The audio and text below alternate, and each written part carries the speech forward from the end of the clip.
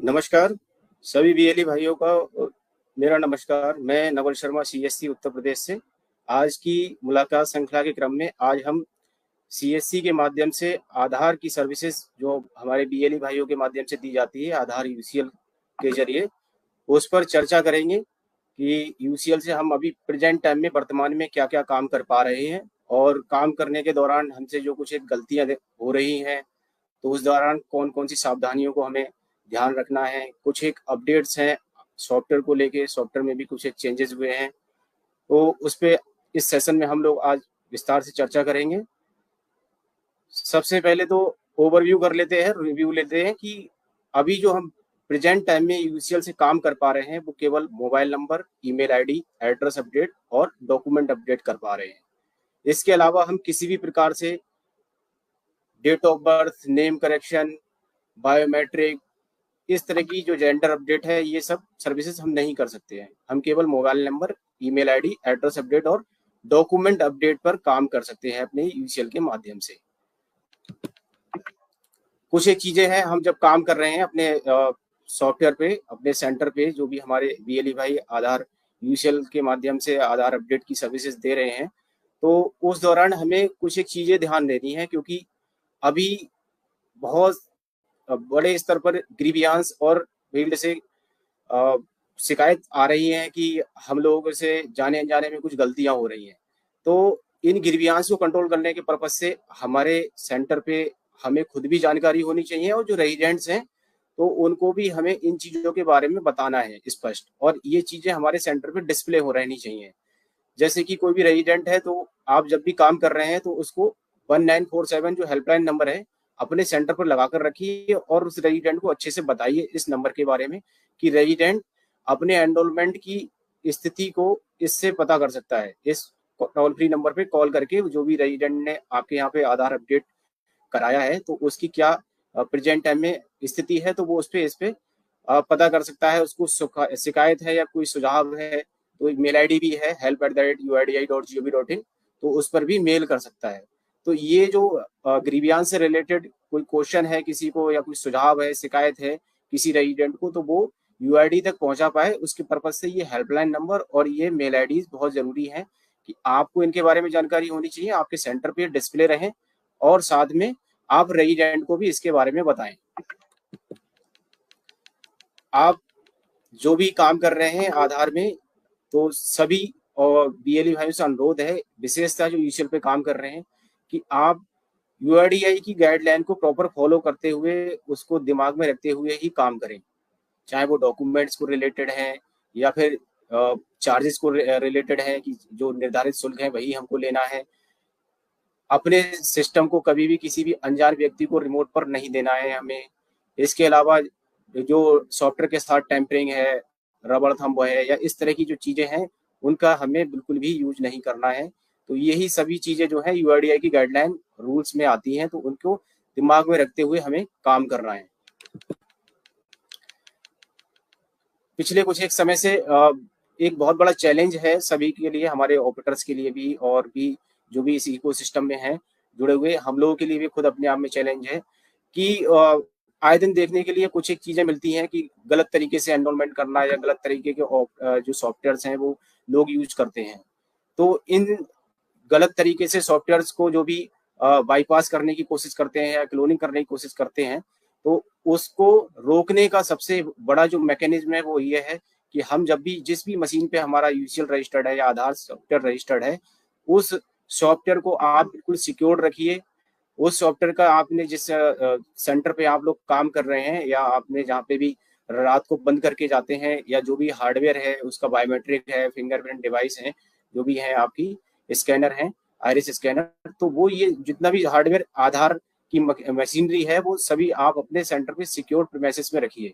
उसको जो भी आप और भी काम करते हैं हमारे बीएलई सेंटर पे, तो उससे थोड़ा सा सेपरेट पोर्शन बनाकर वहां पे काम करिए, जिससे कि कोई भी व्यक्ति, बाह्य व्यक्ति जो है आपको आपके सिस्टम को कभी भी रिमोट पर लेने के लिए कॉल करता है तो उसको आप पहले वेरीफाई कर लें कि वो कॉल ठीक है या नहीं है।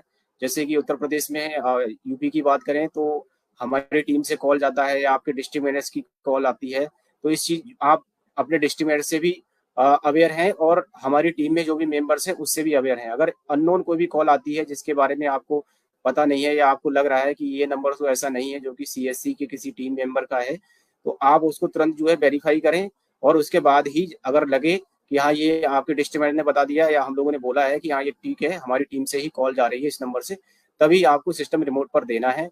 नहीं तो आपको किसी भी अपने अन्य साथी को या किसी अनजान व्यक्ति को अपना जो भी सेटअप जिस पे आप काम कर रहे हैं, जिस लैपटॉप पे आपका यूजर रजिस्टर्ड है, वो आपको नहीं देना है।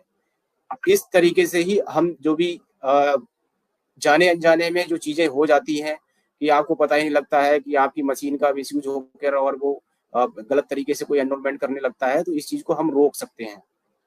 इसके अलावा आप डेली डेली जो भी एनरोलमेंट कर रहे हैं, ईओडी रिपोर्ट जनरेट होती है, तो अपनी ईओडी रिपोर्ट को आप अपने जो भी रजिस्टर मेंटेन किए हुए हैं उससे चेक कर लें कि आपने किसका काम किया और कितना काम किया है। तो अपनी सिंक रिपोर्ट से आपके जो नंबर ऑफ एनरोलमेंट्स हैं पर डे के, उसको आप क्रॉस वेरीफाई करते रहें। ऐसा तो नहीं है कि आपने काम 5 एनरोलमेंट किए हैं और आपके सिस्टम में जो है अचानक से आपकी जो सिंक रिपोर्ट है उसमें एनरोलमेंट काउंट ज़्यादा आने लग गया है।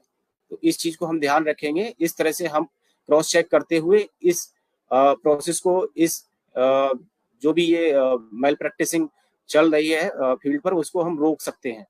और इसे रोकने में आपका बहुत बड़ा अहम रोल है, क्योंकि ये चीज़ें फील्ड से आ रही हैं और ऐसी चीज़ों पे यूआईडीआई बहुत सख्त है। इसमें फिर सस्पेंशन भी हो रहा है, साथ में पेनल्टी भी लग रही है और लीगल एक्शन भी लिया गया है कुछ एक केसेस में। तो हमें किसी भी तरह से ऐसे लोगों से दूर रहना है जो कि इस तरह से इंसिस्ट करते हैं या फिर गलत तरह से एनरोलमेंट करने के लिए ऑफर करते हैं। आप अच्छे से समझ लीजिए कि यूआईडीआई के द्वारा जो ईसीएमपी क्लाइंट है या जो चाइल्ड एनरोलमेंट लोग करते हैं, वो चाइल्ड एनरोलमेंट टैबलेट से करते हैं। जो ऑथराइज सॉफ्टवेयर है उसी के माध्यम से एनरोलमेंट होता है। इसके अलावा कोई भी और वेब पोर्टल या कोई ऐसी वेबसाइट नहीं है जिससे कि आधार अपडेट या फिर आधार नया बनता है। तो हम जो भी ऑपरेटर्स या सुपरवाइजर्स हमारे बीएलई जो आधार इकोसिस्टम का पार्ट हैं, उन्हें ये जानकारी होनी चाहिए, वो अवेयर रहें इस चीज़ से कि यूआईडीआई या जिस रजिस्ट्रार से वो काम कर रहे हैं, जैसे सीएससी से रजिस्ट्रार से काम कर रहे हैं, तो सीएससी ने जिनको ऑथराइज किया है यूसीएल पे काम करने के लिए, जिनकी मशीन रजिस्टर्ड हुई है, जिनका क्रेडेंशियल बना है, वही यूसीएल के माध्यम से आधार अपडेट की सर्विसेज को दे सकता है। इसके अलावा कुछ एक डॉक्यूमेंट्स की बात कर लेते हैं, क्योंकि अब हम केवल डॉक्यूमेंट की बात करें तो एड्रेस अपडेट कर रहे हैं, तो एड्रेस अपडेट में ही डॉक्यूमेंट यूज कर रहे हैं।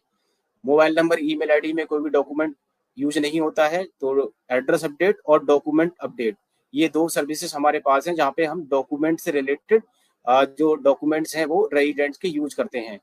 एड्रेस में एड्रेस प्रूफ यूज करते हैं, तो आप जो भी डॉक्यूमेंट है एड्रेस प्रूफ से रिलेटेड, उसमें कुछ एक चीजें थोड़ा सा ध्यान देनी है कि कुछ डॉक्यूमेंट्स ऐसे होते हैं जैसे पासपोर्ट है, ड्राइविंग लाइसेंस है, तो इनकी कुछ एक वैलिडिटी होती है। तो जो भी रेजिडेंट इन डॉक्यूमेंट्स को लेके आ रहे हैं, तो उसको आप चेक कर लें कि वो डॉक्यूमेंट बियॉन्ड द मतलब जो डॉक्यूमेंट वो लेकर आया है वो जो उसकी वैलिडिटी है वो पीरियड के अंदर का होना चाहिए। ऐसा ना हो कि उसकी वैलिडिटी एक्सपायर हो चुकी है और आप उस डॉक्यूमेंट को यूज कर रहे हैं। स्टैंडर्ड जो सर्टिफिकेट है उसकी भी वैलिडिटी होती है। स्टैंडर्ड सर्टिफिकेट आप लोग यूज करते हैं किसी भी ग्राम प्रधान से प्रमाणित किया हुआ, गजिस्टर्ड ऑफिसर से प्रमाणित किया हुआ, तो उसमें भी जो डेट का कॉलम है वो डेट मेंशन होनी चाहिए और डेट 3 महीने के अंदर की पड़ी हुई होनी चाहिए। कई बार जो स्टैंडर्ड फॉर्मेट है उस पर डेट नहीं पड़ी होती है या फिर डेट जो है वो 3 महीने से ज्यादा पहले वेरीफाई या सिग्नेचर किया हुआ वो स्टैंडर्ड सर्टिफिकेट होता है। तो ऐसे स्टैंडर्ड सर्टिफिकेट को हमें यूज नहीं करना है। उस सर्टिफिकेट पे भी 3 महीने के अंदर की डेट है तभी आप यूज करें। वाटर बिल है, टेलीफोन बिल है, इलेक्ट्रिसिटी बिल है, ये जो है 3 महीने से ज्यादा पुराने नहीं होने चाहिए।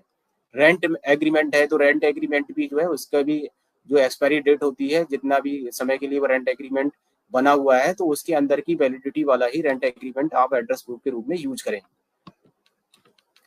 एक बड़े लेवल पे यूज किया जाने वाला डॉक्यूमेंट है एचओआई बेस्ड एड्रेस अपडेट।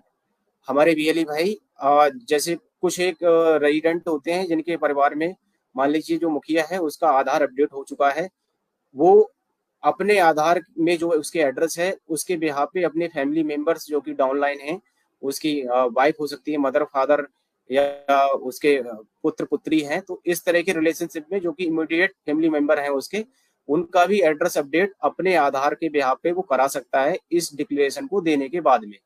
इस डिक्लेरेशन को भरने का जो तरीका है, एक सैंपल है ये सामने, इस तरह से आप उस डिक्लेरेशन को भर सकते हैं। जैसे कि फॉर एग्जांपल ये ऊपर वाला जो पार्ट है वहां पर आप जो रेजिडेंट है वो रेजिडेंट अपना पूरा डिटेल भरता है कि मेरा नाम ये है और मेरा आधार नंबर ये है।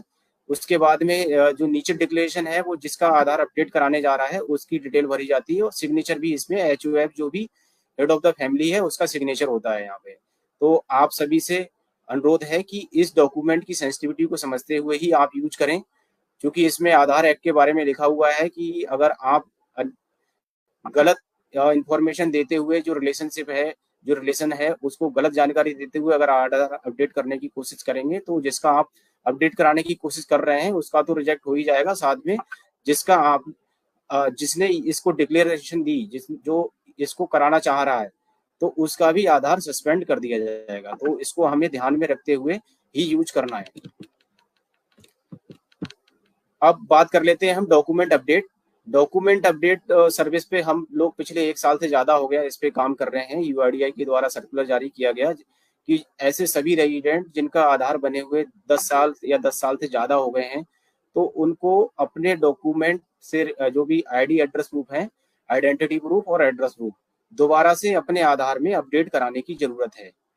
अगर उन्होंने अपना रेजिडेंस चेंज नहीं किया है उनको भी कराने की जरूरत है।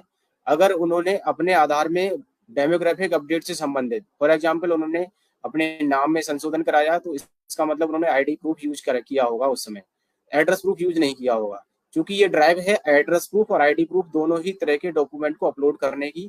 तो यहाँ पे ये ध्यान देने वाली बात है, अगर उन्होंने उनका आधार 10 साल से ज्यादा पुराना बना हुआ है, इस बीच उन्होंने ID एड्रेस प्रूफ से संबंधित डॉक्यूमेंट यूज करते हुए कोई भी डेमोग्राफिक चेंजेस नहीं कराए हैं, तो ऐसे सभी आधार धारकों को दोबारा से अपने ID एड्रेस प्रूफ आधार में अपलोड कराने की जरूरत है।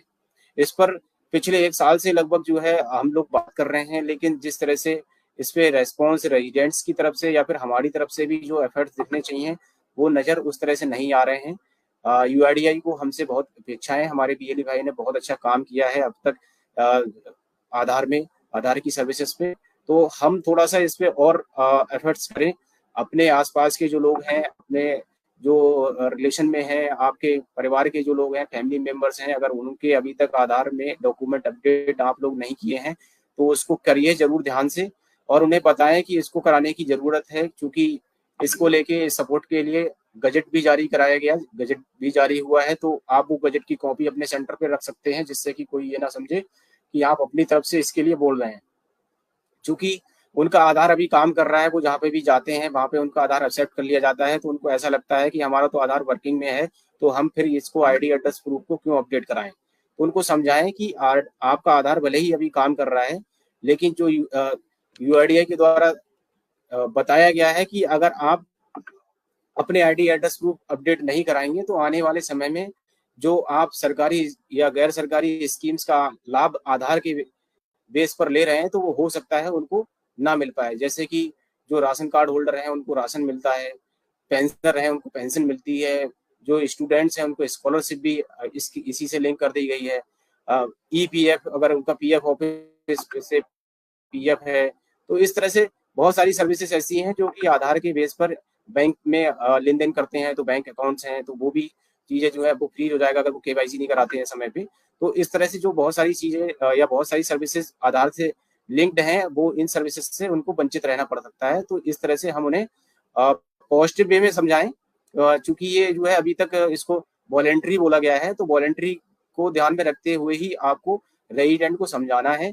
आप अगर दिन भर में आपके पास में, चूंकि जो भी हमारे BLE भाई हैं वो बहुत सारी सर्विसेज पे काम करते हैं, आपका UCL है तो आपने बैंकिंग आपके पास में होगा, क्योंकि जितने ही बैंक BC हैं उन्हीं को हम UCL सर्विस दे पाते हैं।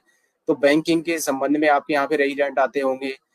आप हो सकता है कि जो स्टेट गवर्नमेंट की सर्विसेज हैं, E-डिस्ट्रिक्ट पोर्टल आपके पास में, आय जाति निवास इस तरह के सर्टिफिकेट जारी करते हैं, पैन कार्ड के लिए आप अप्लाई करते हैं, तो ऐसी सर्टिफिकेट को जारी करने के लिए भी रेजिडेंट को आधार की जरूरत होती है। तो आप जब भी कोई रेजिडेंट ऐसे सर्टिफिकेट को जारी कराने के लिए या फिर आपके पास में आता है, क्यों ना आपके यहाँ पे रेजिडेंट केवल फोटोकॉपी ही क्यों ना कराने आता हो, आधार की अगर फोटोकॉपी कराने कोई रेजिडेंट आ रहा है, आपके पास में आधार आया, तो आप अपने आपसे उसको बताइए कि आपका आधार भाई साहब इतने बने हुए कितना समय हो गया, उसे थोड़ा सा जान, अगर 2 मिनट और उसके साथ में डिस्कस करेंगे, इन चीजों के बारे में बताएंगे, समझाएंगे कि भाई अगर आपका आधार 10 साल से पुराना बना हुआ है और इस बीच में आपने कोई भी चेंजेस नहीं कराए हैं, तो अब उसके आधार में मोबाइल नंबर लिंक है, मेल आईडी लिंक है या नहीं है, इसके अलावा डॉक्यूमेंट अपडेट उसने नहीं कराए हैं, तो उसको बताएं। और अपने सेंटर पे डॉक्यूमेंट अपडेट से रिलेटेड हमने पोस्टर बैनर आप लोगों को शेयर किए थे,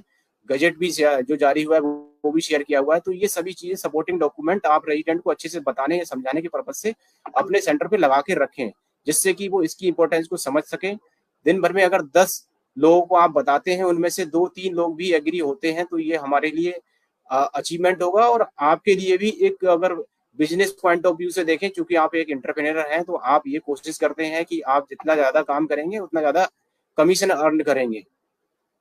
तो दिन भर में 10-15 अगर लोग आपके यहाँ पे इस तरह से आ रहे हैं, उनमें से 2-3-4 भी हम कन्वर्ट करवाए डॉक्यूमेंट अपलोड को लेके, या मोबाइल नंबर लिंक कराने के लिए, या मेल आईडी लिंक कराने के लिए, तो आप समझेंगे, देखेंगे कि अभी भी आपके पास में आराम से प्रतिदिन 10 से 15 एनरोलमेंट करने का स्कोप है। क्योंकि अभी जब से हमारी ये सर्विसेज कम कर दी गई, हम नेम डीओबी नहीं कर पा रहे हैं, तो आपके बीच से बहुत ज्यादा ये मैसेज, या आप जब भी हम फिजिकल ट्रेनिंग कर रहे हैं, आपके बीच में जाते हैं, विजिट करते हैं, या फिर आपके साथ में हम बीसी के माध्यम से जुड़ते हैं, तो आपका कहना यही रहता है कि सर अब बहुत कम सर्विसेज रह गई हैं, लोग नहीं आ रहे हैं, अब हमारी स्ट्रेटेगी का खर्चा नहीं निकल पा रहा है, या जो चीजें नहीं है, जो चीजें थी वो तो अब है नहीं, तो हमारे पास में फुटफॉल कम हो गया है। तो हमें थोड़ा समझना पड़ेगा, हमारे पास अभी भी बहुत स्कोप है। मोबाइल नंबर की अगर बात करें तो 30% रेजिडेंट्स भी नहीं है अभी जिनके मोबाइल नंबर लिंक हैं। 30% से कम लोगों के आधार में ही मोबाइल नंबर लिंक है। तो एक बहुत बड़ा फील्ड है जिनका आपको मोबाइल नंबर लिंक करना है। अपडेट तो अलग पार्ट हो गया, लोग मोबाइल नंबर चेंज करते हैं तो अपडेट भी कराते हैं, एड्रेस अपडेट है, तो ये इस तरह से जो है। साथ में डॉक्यूमेंट अपलोड, डॉक्यूमेंट अपडेट के लिए तो बहुत बड़े नंबर्स पे यूआईडीआई ने बताया है, जिन लोगों के 10 साल से पहले आधार बने थे, तो आप थोड़ा सा, हमें अब जरूरत है अपने एफर्ट्स करने की। अब वो समय नहीं है कि लोगों को हम एनरोलमेंट कर रहे हैं जिनके पास में आधार नहीं है।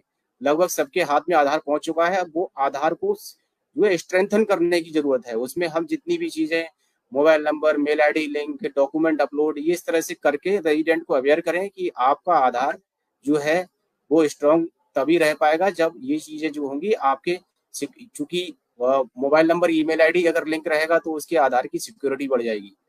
अगर कोई उसके आधार का मिसयूज करना चाह रहा होगा तो उसके पास तुरंत अलर्ट आएगा कि कोई भी आपके आधार पे जो है यूज करना चाह रहा है। क्योंकि अगर कहीं पे भी हम बायोमेट्रिक ऑथेंटिकेशन या ओटीपी के ऑथेंटिकेशन करते हैं तो तुरंत मोबाइल या मेल आईडी पे एक जो है इंटीमेशन आता है।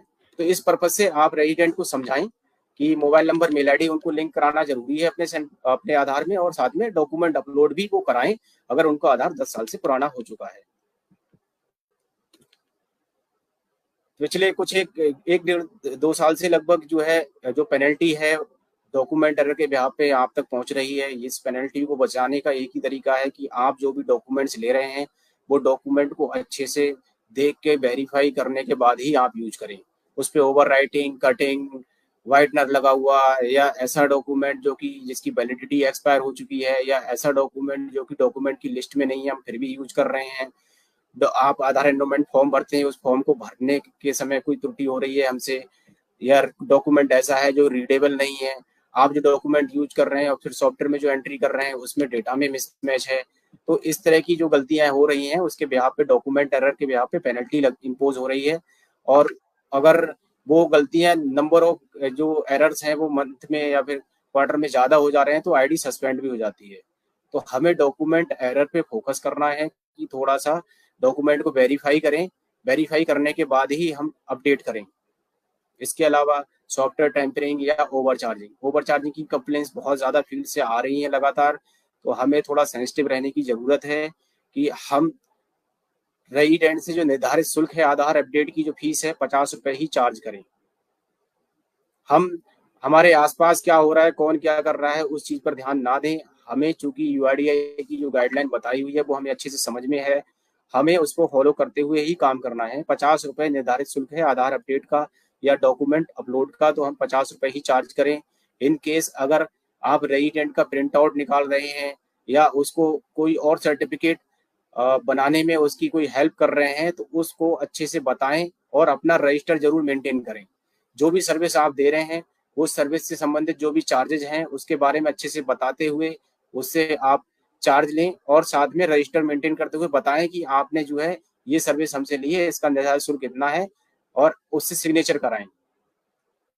तो रजिस्टर मेंटेन करना और रजिस्टर के साथ साथ आपको जो निर्धारित शुल्क है वही रेजिडेंट से चार्ज करना है। नहीं तो ओवर चार्जिंग करप्शन केसेस में जो है आईडी सस्पेंड होती है और फिर उस पर पेनल्टी भी हैवी पेनल्टी है, 50,000 पर ऑपरेटर पेनल्टी इम्पोज की जाती है यूआईडीआई के द्वारा, और आईडी भी सस्पेंड कर दी जाती है। कम से कम 1 साल के लिए आईडी सस्पेंड होती है ऐसे केसेस में। तो हमें थोड़ा सा इस चीज पे बहुत ज्यादा विशेषतः ध्यान देना है कि हम केवल मोबाइल नंबर एड्रेस अपडेट ही कर रहे हैं अभी और डॉक्यूमेंट अपलोड कर रहे हैं, तो इसके जो निर्धारित शुल्क है 50 रुपए ही है, तो वो 50 रुपए ही लें। और एंडोनमेंट स्लिप जो भी रेजिडेंट काम कराने आता है उसको रेजिडेंट को एंडोनमेंट स्लिप वापस करें और पूरा स्लिप वापस करें। कई बार नोटिस में आता है या फिर जब वेरिफिकेशन करते हैं, फील्ड पे विजिट करते हैं, तो स्लिप जो है आधी अधूरी रेजिडेंट को दी जाती है या फिर सेंटर पे आपके पाई जाती है। तो इससे ये निकल के आता है कि हम जो है रेजिडेंट को स्लिप कंप्लीट वापस नहीं कर रहे हैं, तो कुछ ना कुछ चीजें छुपाने की कोशिश कर रहे हैं। तो इस चीज का हमें ध्यान देना है कि हम निर्धारित शुल्क ही चार्ज करें रेजिडेंट से, और साथ में उसको जो स्लिप जो भी काम कर रहे हैं उसका वो कंप्लीट उसका हिस्सा दें। आप अपना जो आपको मशीन जो भी रजिस्टर्ड हुई है उसमें ही अपनी आईडी लॉगिन करें, किसी और के सिस्टम में अपनी आईडी लॉगिन करने की कोशिश ना करें। ट्राई ना करें कि आपका आईडी दूसरे की लॉगिन में आ रहा है तो आप सोचें कि लाओ मैं इस पे लॉगिन करके काम कर लेता हूं। तो ये गलती हमें नहीं करनी है। हमें अपनी ही मशीन में जिसमें हमने रजिस्टर कराया है, फर्स्ट टाइम काम किया, लॉगिन करके उसी पे आपको काम करना है। आधार की सॉफ्ट कॉपी या हार्ड कॉपी आपके सेंटर पे आपके सिस्टम में नहीं होनी चाहिए। इस चीज का विशेषतः ध्यान रखें आप। मेल आईडी या फिर मोबाइल नंबर के लिए कोई भी डॉक्यूमेंट रिक्वायर्ड नहीं होता है, ये आप अच्छे से समझते हैं।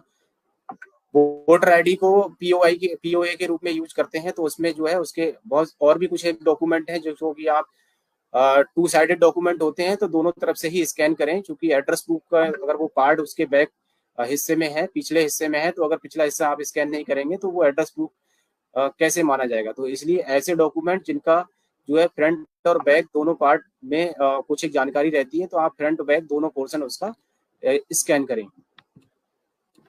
अब बात कर लेते हैं रीसर्टिफिकेशन। यूआईडीआई के द्वारा गाइडलाइन जारी की गई है कि जितने भी हमारे बीएलई भाई हैं जो या यूसीएल पे जो भी काम कर रहे हैं, आधार ऑपरेटर हैं, उन सभी आधार ऑपरेटर्स को दोबारा से अपने आप को एग्जाम देने की जरूरत है। इसकी एक टाइमलाइन बनाई गई है कि ये एग्जाम दोबारा हम कब तक दें।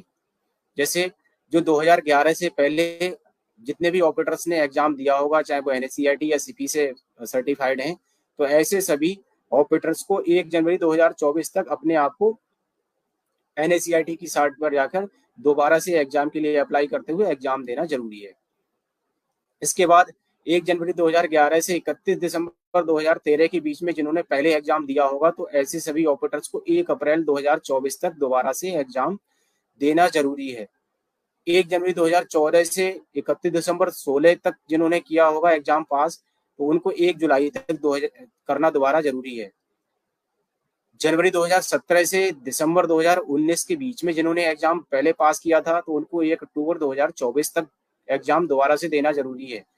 ऐसे ही जनवरी 2020 से दिसंबर 2022 के बीच में जितने भी ऑपरेटर्स ने एग्जाम पहले पास किया हुआ है, तो ऐसे सभी ऑपरेटर्स को 1 जनवरी 2025 के तक अपने आप को दोबारा से एनएससीआईटी की साइट पर जाकर एग्जाम के लिए अप्लाई करना है और दोबारा एग्जाम देना जरूरी है।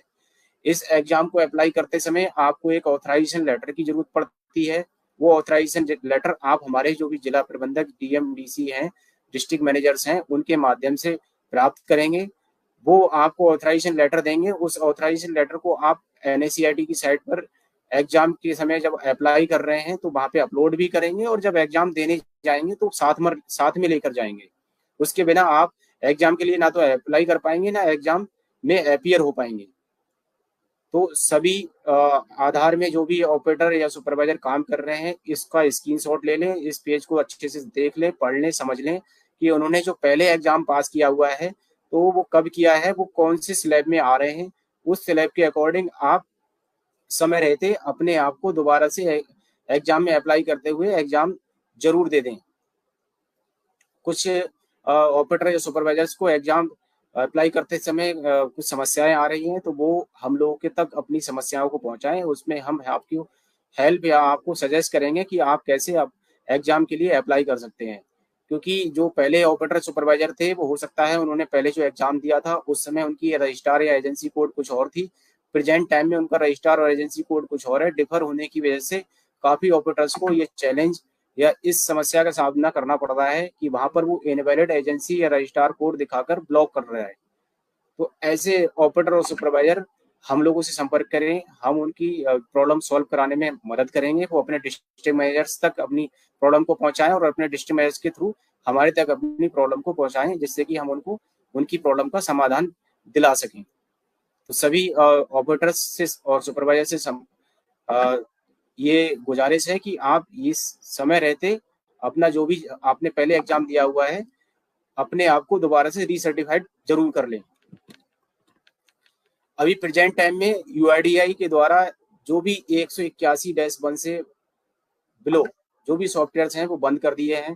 तो आपकी अगर मशीन इन सॉफ्टवेयर्स पे 178, 180, 181 मतलब 181 से नीचे जो भी सॉफ्टवेयर के वर्जन है, अगर किसी पर भी आपकी मशीन चल रही है तो आप चेक करें, क्योंकि इन वर्जन को अब यूआईडीआई के द्वारा बंद कर दिया गया है।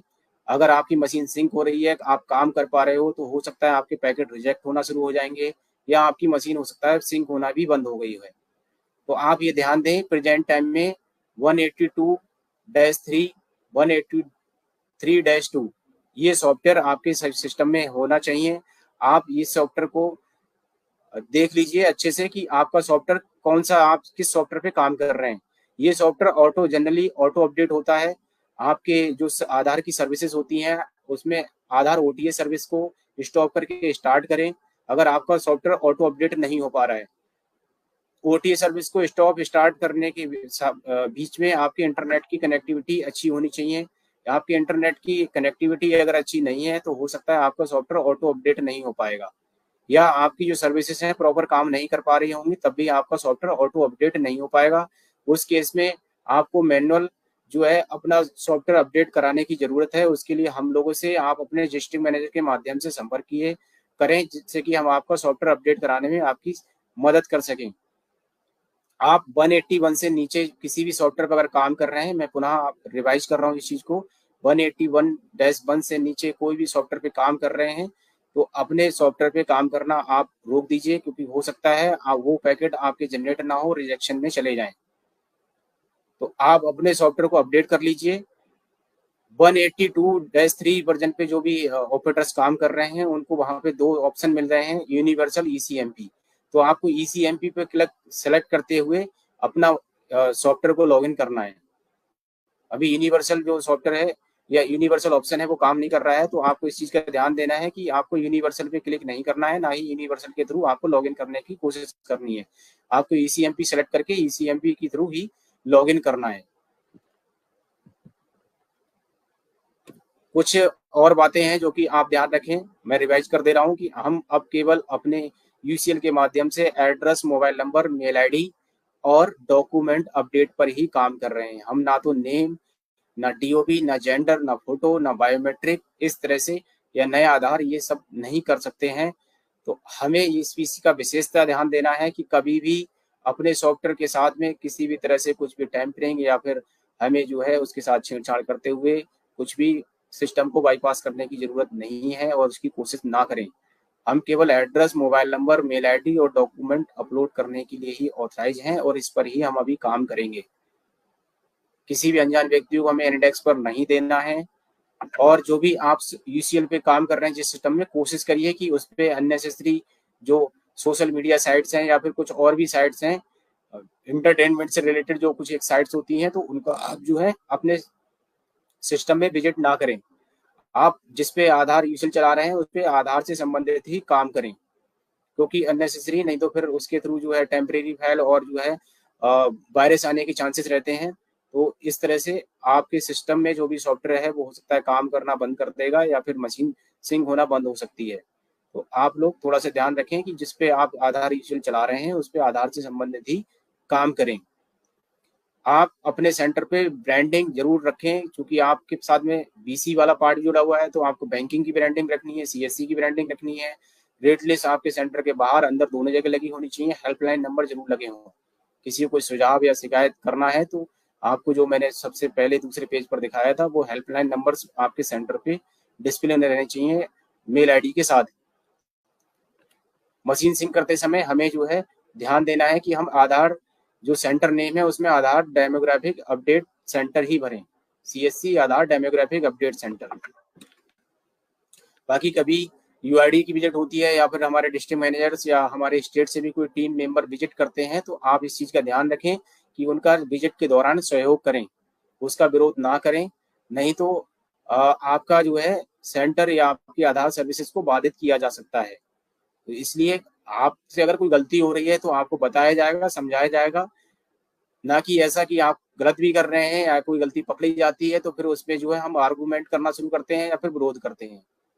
तो जब कभी भी कोई विजिट करता है आपका सेंटर, तो उसका विजिट के दौरान आपको जो है सपोर्ट करने की जरूरत है। अपना सेंटर प्रतिदिन खोलें। आप प्रतिदिन खोलेंगे क्योंकि ये सर्विस अब इसलिए दी गई है जिससे कि ज्यादा से ज्यादा लोगों को सुविधा मिल पाए।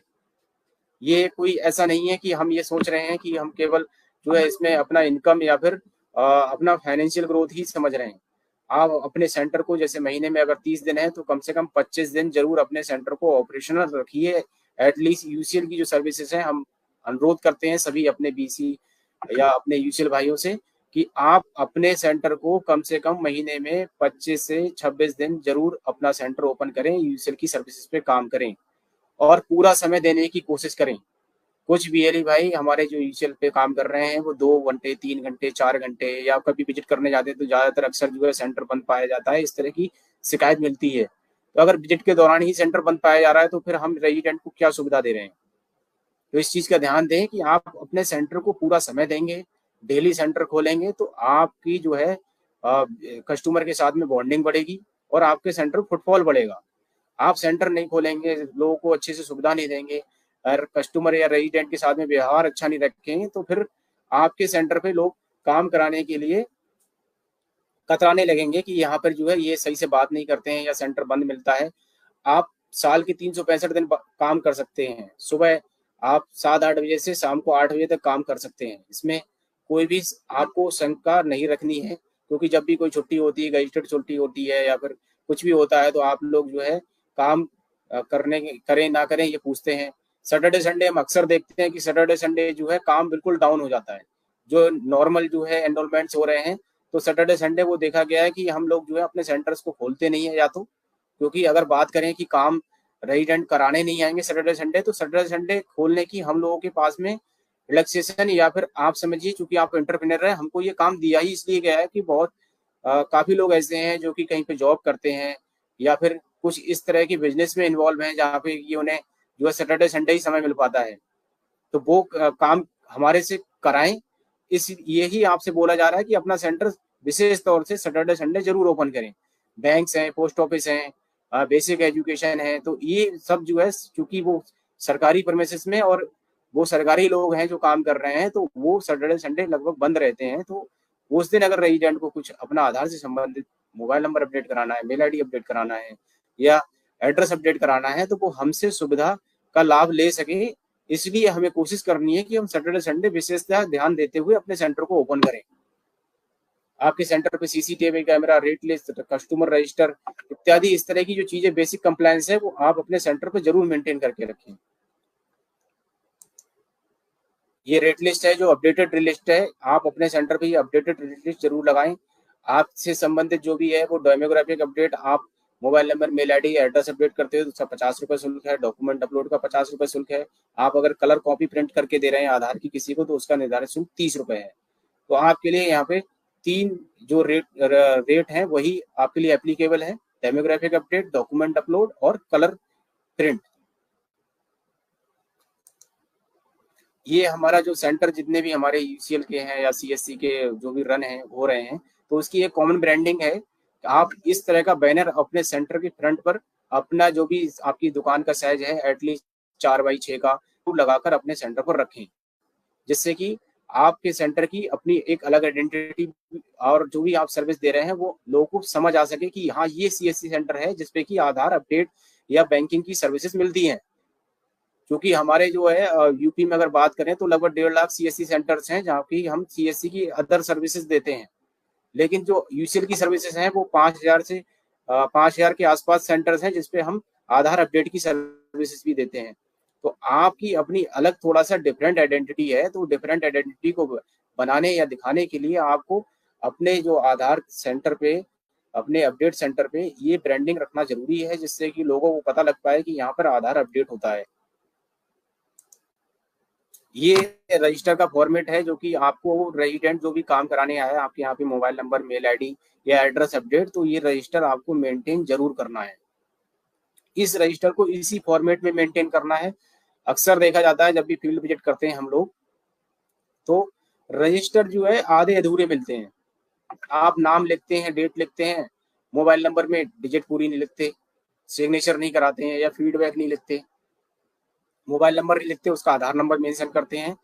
तो ये रजिस्टर का फॉर्मेट स्टैंडर्ड फॉर्मेट है जो कि यूआईडीआई के द्वारा सजेस्टेड है। तो यूआईडी ने जो सजेस्ट किया है उसी फॉर्मेट को हमें यूज करना है।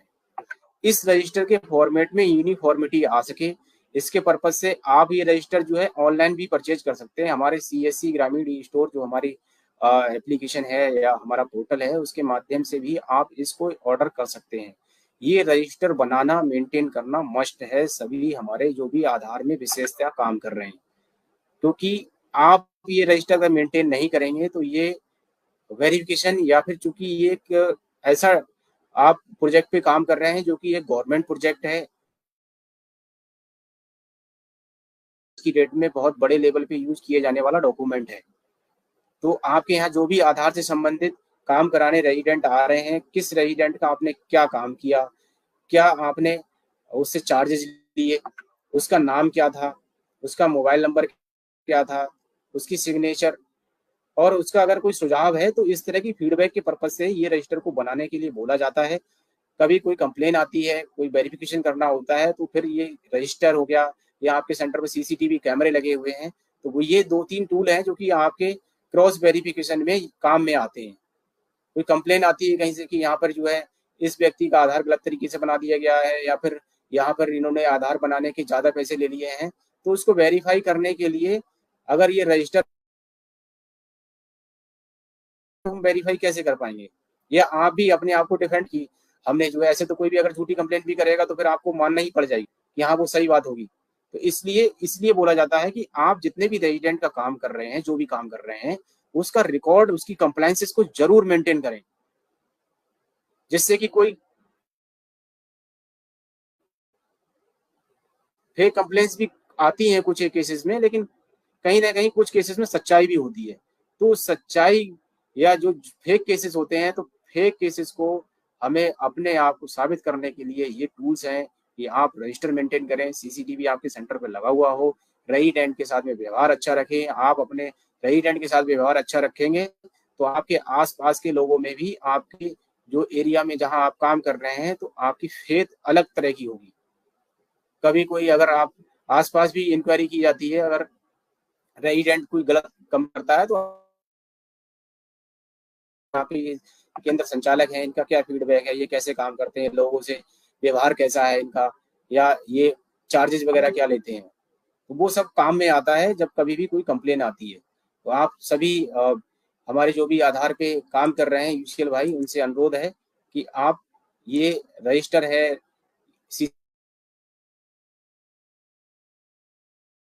से आपके सेंटर पे व्हील चेयर होनी चाहिए, आपके सेंटर पे 5 से 7 लोगों के बैठने का स्पेस होना चाहिए, एटलीस्ट आपकी दुकान जो है 7x10, 5x10 इस तरह के एरिया जरूर हो आपके शॉप में। बहुत छोटी सी दुकान रहेगी तो पता लगा एक लोग बैठने तो छोड़िए, खड़े होने का भी स्पेस नहीं रहता है कई बार। तो इसलिए बोला जाता है कि इतनी बड़ी दुकान हो कि उसमें 5-7 लोग बैठ पाए अच्छे से, क्योंकि आप जो ये काम कर रहे हैं इसके साथ में सर्विस वाला पार्ट जुड़ा हुआ है। और सीएससी में चूंकि आपको ये जो काम मिला है वो सीएससी के बिहाफ पे मिला है, सीएससी आपकी पहचान है। सीएससी की सर्विसेज जो और सर्विसेज हैं, प्रधानमंत्री जी की सर्विसेज हैं, पीएम सिम है, पीएम किसान है, और ये किसान सम्मान निधि है, एनपीएस हैं, इस तरह की सर्विसेज पे आप काम करिए जो सरकारी स्कीम्स हैं।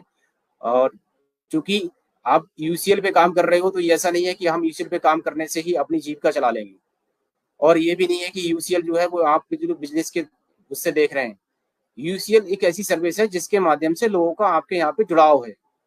तो आप कोशिश करिए ना कि जो भी लोग आपके यहाँ पे आधार की सर्विसेज ले रहे हैं तो उन्हें आप अपने सेंटर में ब्रांडिंग रखिए सारी सर्विसेज की। एटलीस्ट 20-25 सर्विसेज ऐसी हैं, सीएससी की, इलेक्ट्रिसिटी बिल है, आईआरसीटीसी है, जिनके बिहाफ पे आप अपने सेंटर पर फुटफॉल बढ़ा सकते हैं। और वो आपके यहाँ से अगर ये सर्विसेज लेंगे, फाइनेंशियल सर्विसेज हैं आपके साथ, तो बीसीबी भी जुड़ा हुआ है, तो लोगों के आप पैसे क्या लेन देन करते होंगे, उनके अकाउंट ओपनिंग में हेल्प कर रहे हैं, और तो पैन कार्ड बनाने में हेल्प कर रहे हैं। हमारे यूपी में 40 जिलों में ई डिस्ट्रिक्ट की सर्विसेज हमारे साथ पास हैं, जहाँ पे कि हम आय जाति निवासी बनाते हैं। अभी पिछले कुछ एक समय से देख रहे हैं आप, लास्ट वीक से ये कर दिया गया है कि अब जो सर्टिफिकेट ई डिस्ट्रिक्ट के माध्यम से जारी होते हैं आय जाति निवास, वो उन्हीं के जारी हो पा रहे हैं जिनके मोबाइल नंबर आधार में लिंक है। तो जिनका अगर आधार में मोबाइल नंबर लिंक नहीं होगा तो उनका अब डोमिसाइल, इनकम सर्टिफिकेट, इस तरह के जो सर्टिफिकेट ई डिस्ट्रिक्ट पोर्टल से जारी होते हैं वो नहीं हो पा रहे हैं। तो अब आपके यहाँ पे देखने को मिल रहा होगा आपको कि अब मोबाइल नंबर जिन लोग जो वंचित थे अभी भी, जिनका नहीं हो पाया था, या जिन्होंने नहीं कराया था मोबाइल नंबर लिंक, वो डोमिसाइल अगर बनवाना चाहते हैं, कास्ट सर्टिफिकेट बनवाना चाहते हैं, इनकम सर्टिफिकेट बनवाना चाहते हैं, तो पहले उनको मोबाइल नंबर लिंक कराना मस्ट कर दिया गया है। तो आप अब उनका मोबाइल नंबर लिंक कर रहे हैं, तभी जाके उनका आप डोमिसाइल या फिर जो भी सर्टिफिकेट वो बनवाना चाह रहे हैं उनके लिए अप्लाई कर पा रहे हैं। तो ऐसा नहीं है, हमारे पास में स्कोप है, बस हमें थोड़ा सा अपने आप को, अपनी नॉलेज को हमेशा अपडेट रखने की जरूरत है। ना कि हम बस केवल एक ही सर्विस पे डिपेंड हैं कि हाँ यूसीएल में 2-4 लोग आए, हाँ, फिर ये जो चीजें आती हैं करप्शन की या ओवर चार्जिंग की, वो वहीं से निकल के आती हैं कि हम 1-2-3, क्योंकि अब इतना ज्यादा काम भी नहीं है, मोबाइल नंबर है या कोई भी चीज है तो वो अपडेट कराने वाले लोग भी कम है। ठीक है, तो हमारे पास में अगर इनकम के सोर्सेज कम होंगे तो फिर हम दूसरी गलत तरह से पैसे कमाने के लिए तरफ जारी अग्रसर हो जाते हैं। इसीलिए बोला जा रहा है कि आप सीएससी की जो सर्विसेज हैं, ज्यादा से ज्यादा सर्विसेज पे काम करिए, लोगों को बताइए, लोगों को सुविधा, चूंकि सीएससी का जो पर्पज है, सीएससी का जो मोटिव है वही है कि जो ग्राउंड पे ग्रामीण क्षेत्रों तक जिनको लोगों को तहसील या फिर शहर जाकर जो सुविधाएं लेते थे उससे भीड़ को कम करने के पर्पज से ही सीएससी का जो है चल रहा है, विजन प्रोजेक्ट चल रहा है। तो उसमें आप पिलर हैं, अगर आप काम करते हैं, लोगों को सुविधाएं देते हैं, तो उससे आपकी पहचान बढ़ती है, सीएससी की पहचान बढ़ती है, आपकी इनकम बढ़ती है। आप कोई भी काम करते हो तो आपको आपकी अपनी इनकम है, सीएससी की अपनी अपना शेयर है।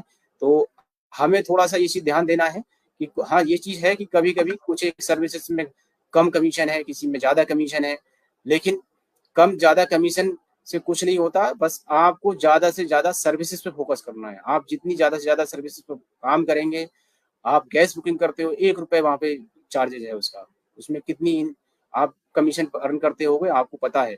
आप बिजली बिल करते हो वहीं पे, तो एक बिल जमा करते हैं तो उसकी भी एक फिक्स है कि हाँ भी एक बिल जमा किया तो उस पर इतनी इनकम हो गई। आईआरसीटीसी रिजर्वेशन है, कुछ एक सर्विसेज ऐसी हैं जो कि जहाँ पे B2C से रिलेटेड है, आप बिजनेस से पर्पज से सीएससी के माध्यम से जुड़ी हुई हैं। ग्रामीण ई स्टोर है जहाँ से आप, अगर आप ई स्टोर के माध्यम से डिस्ट्रीब्यूटर से लेते हैं या फिर उस तरह से अपनी एप्लीकेशन के माध्यम से लोगों को जो है ऑर्डर कराने में हेल्प कर सकते हैं। तो ये इसीलिए चीजें हैं कि आपको बोला भी इसीलिए जाता है कि आप इस पे काम करिए, इस सर्विस पे काम करिए, यूसीएल पे ही आप बिल्कुल बॉन्ड ना रह जाइए। क्योंकि आप अगर यूसीएल पे काम करेंगे तो अब इतना ज्यादा स्कोप नहीं है, आप सोचे कि हम यूसीएल पे ही काम करते हुए अपनी जीविका चला लेंगे। तो हमें अब जरूरत है कि ज्यादा से ज्यादा अपनी सर्विसेज को, अपनी नॉलेज को अपग्रेड करते हुए लोगों को पहुंचाने में मदद करें, जिससे कि थोड़ा थोड़ा हम कमीशन अगर कमाते हैं तो आराम से अभी भी हमारे पास में काफी स्कोप है। अभी भी लगातार सीएससी बनते जा रहे हैं, तो उसके पीछे जो लोग नए भी ले रहे हैं तो उनके भी माइंड में कहीं ना कहीं है ना कि मैं कुछ अर्न करूंगा, सीएससी के साथ जुड़ूंगा तो कुछ अर्न करूंगा, अपनी पहचान बनाऊंगा समाज में। तो हमारी जो पहचान है, इसके पक्ष मकसद जो है वो यही है कि हमारी एक तो अपनी अलग पहचान बनती है सीएससी से जुड़ने के साथ में, और साथ में हम जो भी काम करते हैं उसके साथ में हमारी इनकम भी होती है। हम एंटरप्रेन्योर हैं, बिजनेस कर रहे हैं, हम व्यावसायिक प्रतिनिधि हैं। तो इस चीज को ध्यान में रखते हुए हमें काम करना है। इसलिए हमें किसी भी तरह से कोई भी गलत एक्टिविटी करते हुए, मैल प्रैक्टिस करते हुए अपने आप को, अपने बिजनेस को खोने नहीं देना है। हम चाहे वो डॉक्यूमेंट लेने की बात हो या करप्शन से रिलेटेड बात हो या फिर सॉफ्टवेयर के साथ छेड़छाड़ वाली बात हो, ऐसी एक्टिविटीज में अपने आप को बिल्कुल भी इन्वॉल्व नहीं होने देना है। अपने आप को नीट एंड क्लीन रखते हुए काम करना है। मेरा थोड़ा सा लास्ट में 2 मिनट बोलने का पर्पज इन चीज़ों पे यही था, क्योंकि अब आए दिन जो है बहुत कंप्लेंट्स आ रही हैं इन चीज़ों को लेके कि हम कंप्लायंस को फॉलो नहीं कर रहे हैं, हम पैसे ज़्यादा ले रहे हैं, हम रजिस्टर मेंटेन नहीं कर रहे हैं, हम अपना सेंटर प्रॉपर नहीं चला रहे हैं। तो हमें ये समझने की ज़रूरत है कि जो सर्विस हमको मिली हुई है, हम एक तो कुछ एक लोगों के पास में वो सर्विस है, इस सर्विस को मेंटेन रखने का बस एक ही तरीका है, हम ईमानदारी से काम करें, हम डेली काम करें, हम ज़्यादा से ज़्यादा रेजिडेंट को सर्विसेज से जोड़ें, तभी हम आगे बढ़ पाएंगे, सीएससी आगे बढ़ पाएगा और सब लोगों का उसी में भला है। तो मैं अब इन्हीं बातों के साथ में आज की मुलाकात सेशन को, जो भी बीएलई भाई इस सेशन को देख रहे थे, उनका मैं बहुत बहुत धन्यवाद देना चाहता हूँ। हमारा ये फेसबुक लाइव सेशन हमेशा हमारे जो सीएससी उत्तर प्रदेश पेज है उस पर लाइव, अभी जो लाइव चल रहा था ये हमेशा सेव रहता है। तो आप जो बीएलई भाई इस फेसबुक लाइव सेशन को लाइव नहीं देख पाए, वो बाद में भी देख सकते हैं, सुन सकते हैं मेरी बातों को, जो कि मैंने आज आप लोगों के साथ में डिस्कस की। तो सभी बीएलई भाइयों से इसी आशय के साथ में कि हम अच्छे से काम करेंगे, हम ईमानदारी के साथ काम करेंगे और ज़्यादा से ज़्यादा लोगों को सीएससी की सर्विसेज से जोड़ने के लिए प्रयास करेंगे। इसी आशय के साथ में अपनी बात को मैं यहीं पे समाप्त करता हूँ। सभी बीएलईओ को भाइयों का बहुत बहुत धन्यवाद जो इस आज की मुलाकात सेशन को देख रहे थे। नमस्कार।